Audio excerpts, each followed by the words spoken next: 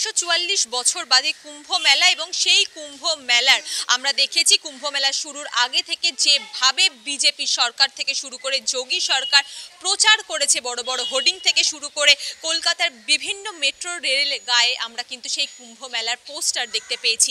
কিন্তু কুম্ভ মেলা যে সমস্ত দুর্ঘটনাগুলো ঘটেছে যদি প্রথম থেকে শুরু করি, প্রথমে তাঁবুতে আগুন লাগা থেকে মৌনী অমাবস্যায় স্ট্যাম্পেড, দিল্লিতে স্ট্যাম্পেড, নয়াদিল্লি স্টেশনে এবং বর্তমানে যে সমস্যার কথা শোনা যাচ্ছে কুম্ভ মেলা যে সমস্ত মহিলারা স্নানে গেছেন তাদের নাকি ভিডিও লিক হচ্ছে, কি বলবেন?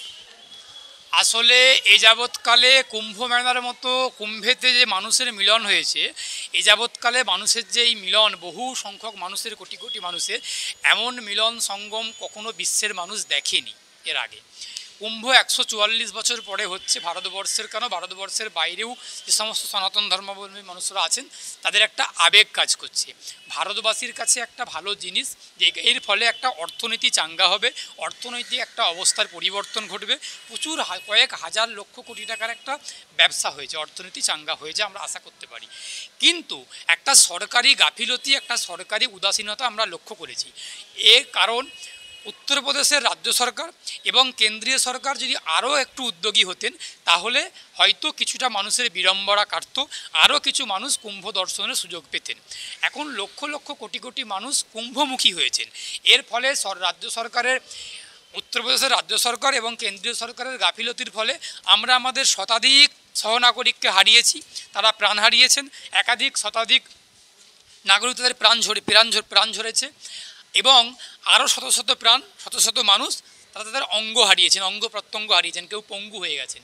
তার থেকেও আরও খুব খারাপ বিষয়, আমাদের যারা মা, বোন, দিদি, মেয়ে, স্ত্রী বা আমাদের যারা নাগরিকারা কুম্ভে যাচ্ছেন, কুম্ভ স্নানে যাচ্ছেন, সেখানে গিয়ে সনাতন ধর্মের যারা মা বোনেরা আছেন তারা কুম্ভ স্নানে যাচ্ছেন।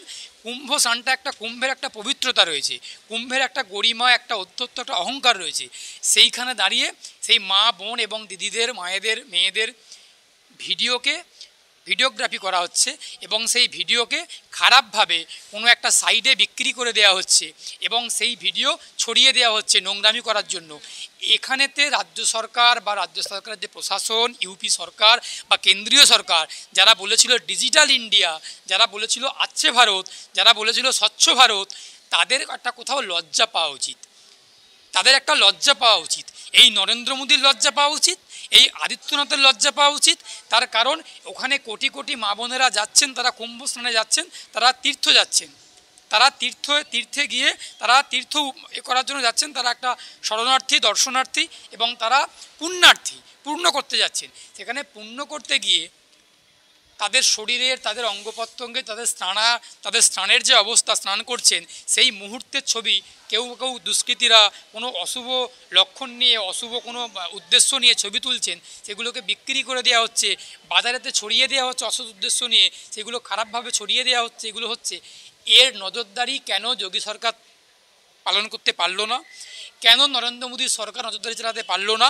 এই ব্যর্থতার দায় নরেন্দ্র মোদী সরকার এবং যোগী আদিত্যনাথ সরকারকে নিতে হবে।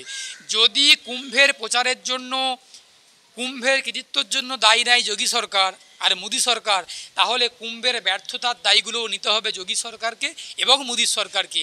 তার কারণ আমরা যারা বিজেপির সমালোচক, আমরা যারা বিজেপির বিরুদ্ধে বিজেপির সমালোচনা করি, আমরা বলছি এখানে বিজেপির বিরুদ্ধে আমরা এই জন্যই বলছি, বিজেপি, যোগী আদিত্যনাথ সরকার, বিজেপির কেন্দ্রীয় সরকার, দুটো সরকারই কুম্ভের যে একটা ব্যবস্থাপনা, এই ব্যবস্থাপনার দিক থেকে এই দুটো সরকার পুরোপুরি ব্যর্থ। তার কারণ যারা কুম্ভ থেকে ঘুরে এসেছেন, যারা কুম্ভ স্নান করে ফিরে এসেছেন, তাদের মধ্যে এই যে 55 কোটি বা 25 কোটি বা 50 কোটি বা 55 কোটি মানুষ যারা কুম্ভ স্নান সেরে এসেছেন, তাদের একজনও যদি বলেন যে কুম্ভের ব্যবস্থাটা সত্যিই খুব ভালো ছিল, কেউ কিন্তু বলছেন না। প্রত্যেকে বলছেন কুম্ভের একটা অব্যবস্থা, প্রত্যেকের নজরে পড়েছে কুম্ভের অব্যবস্থা। দুর্ঘটনা থেকে শুরু করে, নোংরা ভিডিও থেকে শুরু করে, পদপিষ্ট থেকে শুরু করে একের পর একাধিক ঘটনা ঘটেছে, যার ফলে আমরা শতাধিক নাগরিকাকে আমরা হারিয়েছি এবং শত শত নাগরিকের আমরা অঙ্গ প্রত্যঙ্গ তারা হারিয়েছেন, বিকল হয়ে গেছেন, পঙ্গু হয়েছেন, একাধিক শতাধিক ব্যক্তিরা হাসপাতালে চিকিৎসাধীন রয়েছে। এই পরিস্থিতির মধ্যে বিজেপি শুধুমাত্র ভালো দিকটাকে নিয়ে প্রচার করে ফায়দা নেওয়ার চেষ্টা করছে। যদি ভালো দিকের দায়, যদি ভালো দিকের কৃতিত্ব যদি উনি নেন, ক্রেডিটটা যদি বিজেপি নেন, তার দায়টা, ফেলিওরের দায়টা কে নেবেন, ব্যর্থতার দায়টা কে নেবেন? বিজেপিকেই নিতে হবে। আসলে এই বিজেপি শুধুমাত্র মানুষকে একটা মোহে জড়িয়ে রেখে, একটা মোহতে জড়িয়ে রেখে এই জিনিসগুলো করার চেষ্টা করছেন। দেখো, কুম্ভ তো একটা দর্শনীয় স্থান, এত বছর পরে হচ্ছে কুম্ভ। তো আমি শুরুতেই বললাম যে মানুষের আবেগ আছে এখানে, আমরা গর্বিত, আমাদের গর্ব এখানে, আমাদের এটা নিয়ে গর্ব করছি। কিন্তু গর্বের থেকে বেশি লজ্জা হচ্ছে যে ওখানে গিয়ে কুম্ভতে মানুষ পুণ্য অর্জন করতে গিয়ে মানুষ প্রাণ হারিয়ে আসছে সরকারি অব্যবস্থার ফলে, সরকারি উদাসীনতার ফলে, গাফিলতির ফলে।